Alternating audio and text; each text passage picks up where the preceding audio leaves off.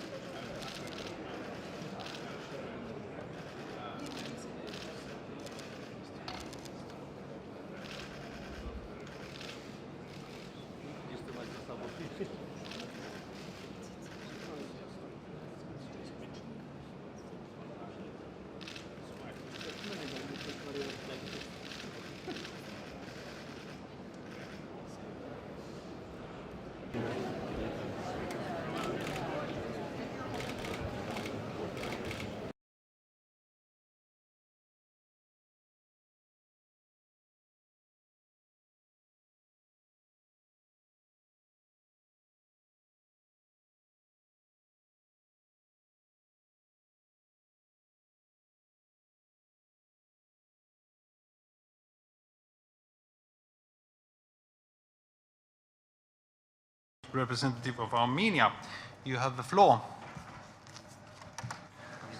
Thank you very much, distinguished colleagues. At the outset, I would like to thank the Polish OSCE chairmanship for leading the organization during the year and organizing this meeting. This year marked with enormous challenges for European security architecture. We continued to witness violation of our commitments, including the decalogue of the Helsinki Final Act.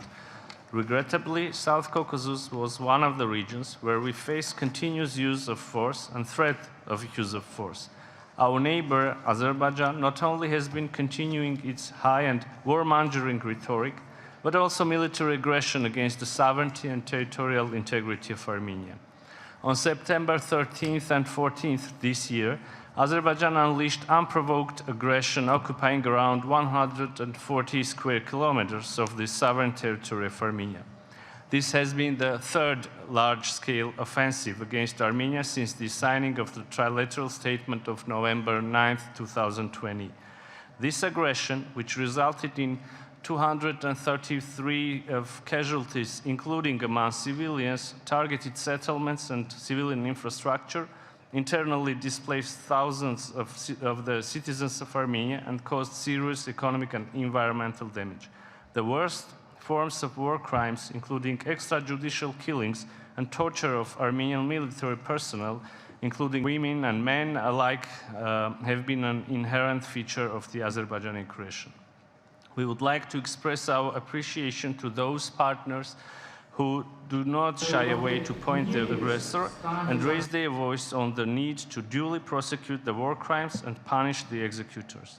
It is equally important to demand the complete withdrawal of the Azerbaijani armed forces from the sovereign territories of Armenia.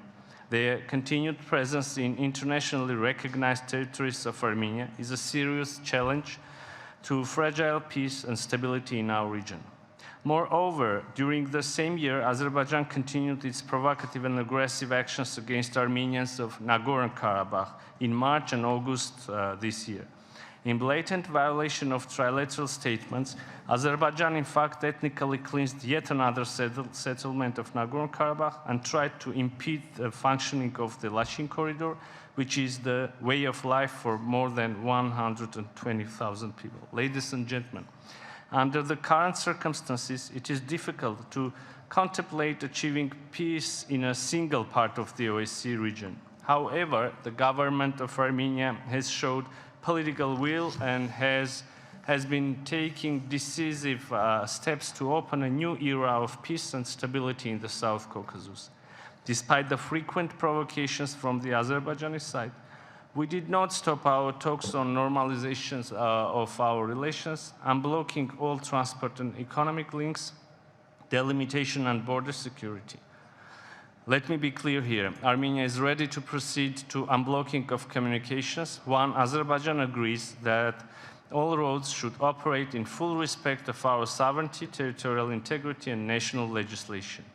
The delimitation process of our state border should not turn into an exercise of putting forward territorial claims against Armenia, and thus should be carried out on maps holding legal basis.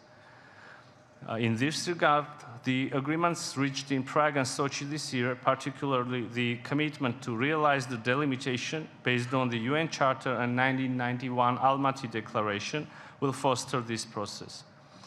We believe that the issue of rights and security of the people of Nagorno-Karabakh should also be comprehensively addressed. These issues have always been at the heart of the peace process led by the OSCE Minsk Group co-chairs. Dear colleagues, I would like to use this opportunity to express Armenia's appreciation and further support to missions deployed by the European Union and OSCE to assess and monitor the situation on the ground.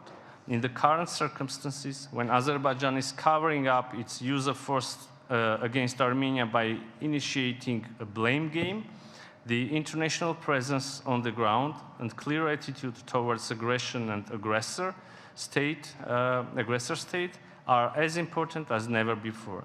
We continue to believe that the OSCE Minsk Group co-chairing countries, the OSCE mechanisms, with their accumulated knowledge and experience, can and should contribute to promoting stability and establishing lasting and durable peace in our region. Thank you.